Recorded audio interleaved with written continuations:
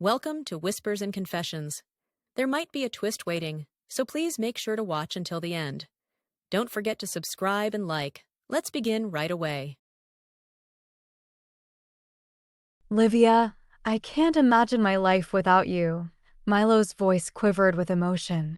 I'm not sure this is a good idea. I replied hesitantly. Age is just a number. Looking at you now makes my heart skip a beat. That rainy spring afternoon, his heartfelt confession shattered my last bit of self-control. Who would have thought falling in love was possible at 62? And with my best friend's partner of all people? I guess this is just how life goes sometimes, I sighed deeply. After 35 years of marriage, I never expected to feel so alone. Every night, I stare at the ceiling, wondering if this is all there is to life. I'm Olivia, 62 years old. My kids are grown and gone, leaving just me and my husband Robert in our empty nest. Robert's career has kept us comfortable, and I also contribute with my part-time job.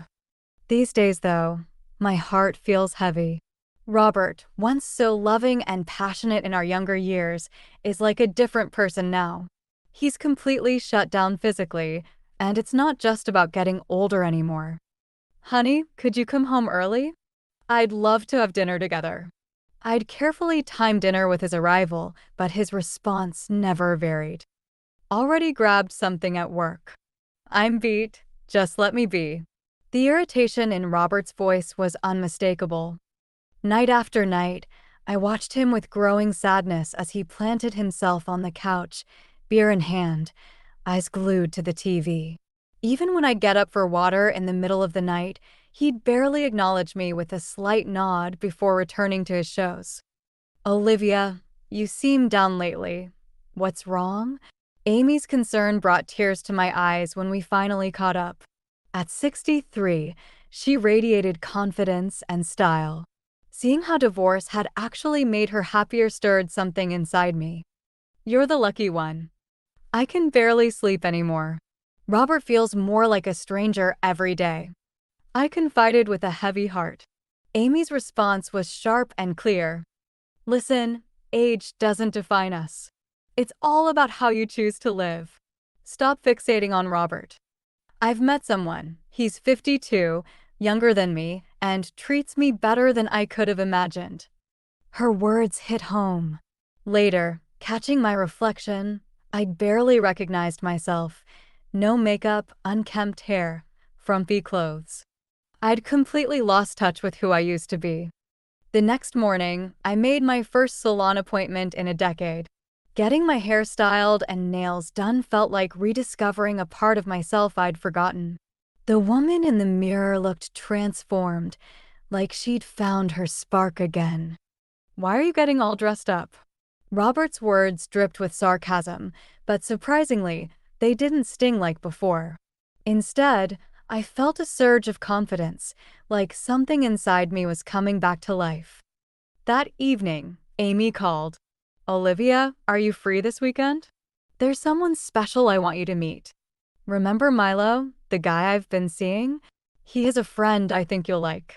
My heart fluttered like a teenager's. Without missing a beat, I said yes. I had no clue then that this simple decision would completely reshape my world. I couldn't have known that meeting Milo would turn everything upside down. This is where it all begins, the story of how an ordinary woman in her 60s stumbled into a forbidden love, and how that choice transformed her life forever. Stay with me as I share every detail. The moment I laid eyes on the man Amy brought that day, my heart nearly stopped. Though not particularly tall, his eyes held an intensity I'd never encountered before. We met at a quiet, intimate restaurant on the outskirts of town that weekend evening. Gazing out the rain-streaked restaurant window, my heart fluttered with an unexpected excitement, reminiscent of those first-date butterflies I hadn't felt since my 20s. Amy was already there, looking absolutely stunning in her purple silk blouse and pearl necklace, as if time had rolled back the years. Olivia, I need to share something important with you, Amy said, her expression growing serious as she swirled her wine glass. I've had this revelation while dating lately. We've been buying into this myth that life and love have an expiration date, that getting older means the end of romance. But that couldn't be further from the truth. This is actually our time to shine. Back in our younger days, we stumbled through relationships without really knowing what we wanted. Now? Now we've got the wisdom to recognize genuine love and appreciate someone who truly values us. The restaurant door swung open before Amy could continue, and that's when I saw him, Milo. Though not particularly tall at 5 feet 7 inches, he carried himself with a quiet confidence that commanded attention. His eyes caught me off guard. They held this fascinating mix of intensity and gentleness that I couldn't quite look away from. Olivia, meet Milo, the one I've been telling you about. He may be 11 years my junior, but he's more reliable than any man I've known. As Amy made the introduction, Milo gave a warm smile. It's wonderful to finally meet you, Olivia. Amy's told me so much about you. His deep, gravelly voice sent an unexpected shiver down my spine. The conversation that evening flowed effortlessly. As Milo shared his stories, I found myself drawn in by his natural charm. His gentle nature seemed at odds with his military background, and the way he treated Amy left a lasting impression. When I first met Amy, she was understandably hesitant. My past, our age gap, you know. But that's exactly what drew me to her. I appreciate someone with life experience who can really see people for who they are, rather than some wide-eyed youngster. Each word he spoke seemed to resonate deeply within me. Throughout dinner, I couldn't help but notice everything about him: his strong forearms, the gentle yet firm way he handled things, and especially how thoughtfully he chose his words. The wine might have played a part, but driving home that night, my spirit felt unusually light. Walking through my front door, there was Robert in his usual spot, beer in hand, eyes fixed on the TV. "Where have you been at this hour?" For the first time ever, his gruff questioning irritated me. Without a word, I retreated to our bedroom and found myself staring in the mirror. Something had shifted that night. Feelings I thought long dormant were stirring in my 62-year-old heart, and at the center of it all was Milo. I knew right then that the old Olivia was gone forever. That night, I lay in bed with butterflies in my stomach, something I hadn't experienced in ages. Little did I know that this evening would be the catalyst for completely upending my life. In the days that followed, everything changed. The word affair, something I'd never imagined would apply to me, began haunting my thoughts each night. My mirror reflected a different woman now, someone whose expression was a complex mix of nervous energy, excitement, guilt, and anticipation. I started taking care with my appearance again, something I'd neglected for years. Simple morning routines became almost sacred, choosing the perfect shade of lipstick, styling my hair just right, each small act making my heart skip a beat. "What's with all the primping lately?" Robert would ask each morning, eyeing me suspiciously. But his judgment no longer affected me. Instead, I felt a twinge of sadness that he'd failed to notice my gradual withdrawal over the years. My phone calls with Amy became more frequent, though if I'm honest, I was really trying to get updates about Milo. Each conversation left me feeling increasingly guilty. Here I was, secretly pining for the man my dear friend was seeing. Then came that fateful day at the supermarket when someone tapped my shoulder. "Olivia?" There stood Milo, and my heart nearly stopped. What a coincidence. My office is just around the corner, so I often shop here. His polite demeanor remained, but his eyes seemed to hold even more depth than I remembered. "Oh yes, this is my regular shopping time," I managed to reply, my voice quavering. The intensity of these feelings at my age caught me completely off guard. "Would you like to grab a coffee?" There's something Amy mentioned. I hesitated, but those eyes of his were impossible to resist. Before I knew it, we were heading to a nearby cafe. "Actually, I came here specifically to see you, Olivia. Amy mentioned you shop here around this time each week, Milo confessed over coffee. For a moment, I felt like all the air had been sucked out of my lungs. Please, we can't do this. I'm married. And Amy. My voice faltered as the words caught in my throat. Then, without warning, Milo reached for my hand. Life's too short to stay in a relationship without love. What matters is how we feel about each other. His words sent shivers through my entire body. While my mind screamed that this was wrong, my heart was already surrendering to his touch. Walking home, I felt as light as a feather. When I opened the front door, the familiar drone of the TV greeted me. There was Robert, beer in hand, same as always. "What took so long at the store?" he asked. I made up some excuse, surprised at how naturally the lie rolled off my tongue. I tossed and turned all night. I couldn't stop thinking about Milo's touch. At 60, I felt both ashamed and thrilled by these feelings, like a teenager experiencing her first crush. Guilt gnawed at me too, betraying Amy, deceiving my husband of 3 decades. Yet somehow I knew there was no turning back. My heart had already chosen its path toward Milo. Our chance meetings at the supermarket every Thursday became a standing date. My shopping cart turned into the perfect cover story. "Where should we grab coffee today, Olivia?" Milo would ask, his voice warm and inviting. We started at cafes near the store, but gradually sought out more private spots, away from prying eyes. "We really shouldn't be doing this, Milo," became my standard line, even as I followed him willingly. My head kept sending warning signals, but my heart had already made its choice. "I've been losing sleep over Amy," Milo admitted one day in a quiet corner of the cafe. The pain in his eyes only drew me in deeper. "I know what you mean. I feel terrible about Amy and my husband." But I couldn't shake those feelings. When Milo took my hand, the touch of his rough hand against mine made my heart race.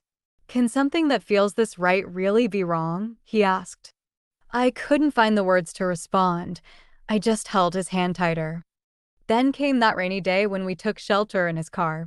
The drumming of raindrops matched my racing heartbeat. "Should we go somewhere more private?" he suggested. My body tensed, but despite all the warning bells in my head, I heard myself say, yes. Outside the motel, my hands wouldn't stop shaking. I never imagined I'd be making this choice at 62. Milo squeezed my trembling hands reassuringly. "It's okay. I just want to be close to you." His words brought tears to my eyes. Stepping inside, I knew I was crossing a line I could never uncross, a mix of shame, guilt, and wild anticipation coursing through me. The moment the door closed, he kissed me with incredible tenderness. My hands found his shoulders, trembling with the thrill of first love. When his lips traced my neck, time seemed to stand still. Age, marriage, none of it mattered anymore. His touch ignited sparks everywhere, awakening sensations I'd forgotten existed. My body responded as if I'd shed decades, reason giving way to pure feeling as his warmth enveloped me. The intimate touch of a man, something I hadn't experienced in so long, made me quiver. Long dormant feelings of womanhood surged back to life. His strong yet gentle hands exploring my body transported me back to the passion of first love. As we became one, I surrendered completely to waves of pleasure. In that timeless moment, we existed only for each other, everything else falling away. Surprisingly, regret never came. Instead, I felt like a woman coming back to life after years of just existing. Later that night, studying my reflection at home, I barely recognized myself, but in a good way. The joy of those stolen moments outweighed any guilt about the affair. Robert sat in his usual spot, beer in hand, TV blaring. "Why were you home so late?" he asked. "Got caught in the rain, had to wait it out," I lied smoothly. The ease with which the lies now came was unsettling. But I'd passed the point of no return. My heart belonged to Milo now, and the excitement of our affair was breathing new life into my days. Though others might judge this choice as wrong, I couldn't bring myself to regret it. They might call it an affair, but to me, it felt like my last chance at real happiness. At 62, I discovered what true love really feels like. After that pivotal day, my rendezvous with Milo grew more frequent. Our innocent Thursday grocery store meetings blossomed into regular Tuesday afternoon coffee dates and Friday evening encounters. With each passing day, I found myself crafting more elaborate excuses, and it unsettled me how naturally the deceptions began to flow. "I'm taking cooking classes at the community center," I'd tell Robert. Or I joined this wonderful hiking group, and sometimes I've started volunteering downtown. His responses were always the same: a disinterested, "Okay, got it." Nothing more. Perhaps his indifference was what made falling for Milo so effortless. Then came the day everything changed. It started like any other afternoon, and I was preparing to meet Milo at our usual cafe when my phone lit up with Amy's call. "Olivia, do you have a moment? We need to talk about Milo." My blood ran cold. With less than an hour until my meeting with Milo, I stammered, "Amy, I'm so sorry, but I have plans today," trying desperately to keep my voice steady. "Oh, really? What kind of plans?" Amy's tone held an edge I'd never heard before. "Well, just some stuff at the community center." I felt beads of cold sweat forming as my voice trailed off. Then came the words that made my world stop spinning. "Olivia, are you seeing Milo?" My heart nearly gave out, but surprisingly, another lie slipped out smoothly. "No, Amy. How could you even think that?" Later that day, when I met Milo, the atmosphere felt heavy with tension. He gripped my hand tightly in our hotel room, his own hands trembling. "Olivia, what if we get caught? Amy's been acting different lately. She says she's noticed changes in me." His words pierced my heart, but strangely, I couldn't bring myself to suggest ending things. Instead, I wanted to hold him closer. "Should we stop this, Milo?" I asked, my voice shaking, though we both knew the answer. "We deserve to be happy, even at our age," he said softly. His words brought tears to my eyes. I never imagined hearing such passionate declarations at 62. Driving home that evening, anxiety gnawed at me. The web of lies, Milo's fears, everything felt overwhelming, yet I couldn't walk away. When I walked through my front door to find Robert in his usual spot before the TV, I felt an unfamiliar wave of guilt wash over me. A bitter thought crossed my mind: "You don't even notice how different I've become." That night, I couldn't sleep a wink. Despite knowing there was no going back, I felt oddly at peace. This dangerous liaison had breathed new life into my world. This forbidden love that bloomed after 60 might just be life's greatest gift to me. Even knowing the truth would eventually come to light, I wanted to cherish this precious secret for as long as I could. Then came the day when I noticed the change in Amy's eyes, my friend of countless years. On a dreary spring morning, she appeared at my doorstep unannounced. Her face was bare, dark circles prominent under her eyes as we sat across from each other. "Olivia, I thought we were best friends." "So why?" Amy's hands trembled as she produced a photograph, one of Milo and me at our cafe. My heart stopped. "Amy, Words failed me as tears welled up, realizing our decades of friendship might crumble in this moment. That evening, I met Milo in a secluded park on the outskirts of town, rain falling steadily around us. "What are we going to do now, Olivia?" His voice quavered with fear. For the first time, I saw real panic in his eyes. "Amy came to see me yesterday." I've never seen her look at me that way. In all my professional life, I've never felt so terrified. His confession cut deep, making me fully realize how our happiness was causing others such pain. Later, Amy called again. "We should talk, Olivia." Her voice was eerily composed. When we met, she was dressed to the nines, looking both elegant and vulnerable in a way that belied her 65 years. "I knew all along," she said. "The way Milo looks at you, It's exactly how my ex-husband used to look at the woman he left me for. Her words left me speechless. I never thought I'd find myself in this position, causing someone else pain. Watching you walk away with him, it brings back memories I thought I'd buried. Amy's voice cracked with emotion. Tears streamed down my cheeks uncontrollably. I longed to reach for Amy's hand, but shame held me back. I could only hang my head in remorse. Amy, I'm so sorry. I never planned for any of this to happen. The words felt hollow. There was no way to justify what I'd done. That's the thing about love. It has a mind of its own, Amy said softly, her voice wavering. Her eyes welled up as she finished her drink. But Olivia, I want nothing more than for you to be happy. Even if that happiness comes from being with Milo, I want you to embrace this love without holding back. Her words hit me like a tidal wave, and I broke down completely.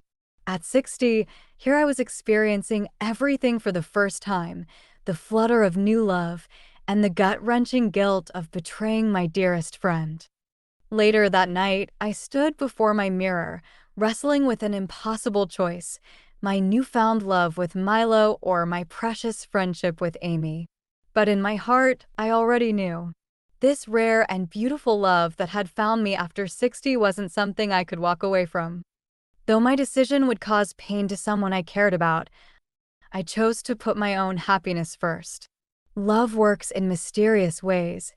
I thought those butterflies were long behind me, yet here I was, discovering true love at this stage of life. After my conversation with Amy, everything shifted with Milo. We no longer needed to hide in shadows. Olivia, I want to stand by you openly now, Milo declared, holding my hand in a quiet corner cafe on the edge of town.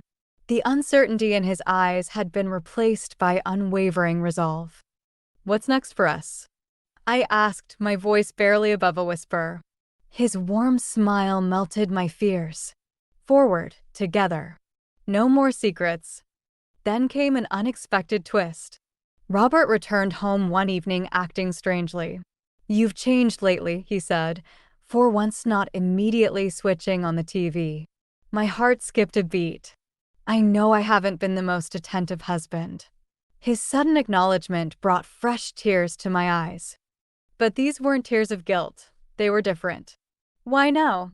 Why say this now? My own directness surprised me, but I was done pretending. That night, I called Milo. I can't keep living this double life, I told him. Olivia, wait, I need to say something first. I want a divorce. It's time to be honest with Amy. The line went quiet before his voice returned, trembling slightly. Are you sure about this? Everything will change, he said softly. I'm sure. Turning 60 taught me something. Life's too short not to chase happiness. I don't care what anyone thinks anymore. After hanging up, I found Robert still in the living room. The TV remained dark, his usual beer nowhere in sight. There's something I need to tell you, I began, my voice shaking. Ending 25 years of marriage wasn't easy, but I needed to be brave. I already know, he said quietly, catching me off guard. Go be happy. I know I failed you. Seeing his tears, I couldn't hold back my own.